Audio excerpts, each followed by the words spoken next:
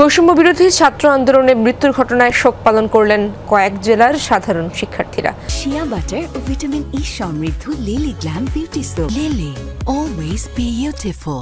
শনিবার সন্ধ্যায় পাবনা সরকারি এডওয়ার্ড কলেজের শহীদ মিনারে মোমবাতি প্রজ্বলন করা হয়। এ সময় নিহতদের স্মরণে 1 মিনিট নীরবতা পালন করা হয়। শিক্ষার্থীরা জানান, তাদের আন্দোলন এখনো শেষ হয়নি। সরকার পদত্যাগের পর যে নৈরাজ্য সৃষ্টি হয়েছে তা রুখতে হবে।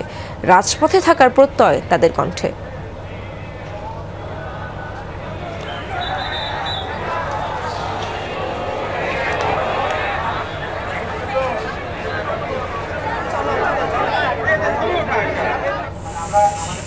কোটা সংস্কার আন্দোলনে শহীদদের স্মরণে মোমবাতি জ্বালায় রাজশাহীর শিক্ষার্থীরাও।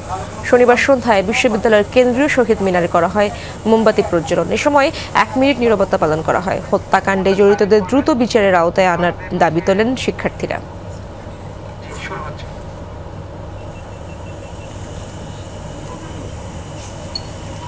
আপনারা চেষ্টা করবেন সবাই আসতে পারে এরকম একটা চিন্তা ভাবনা।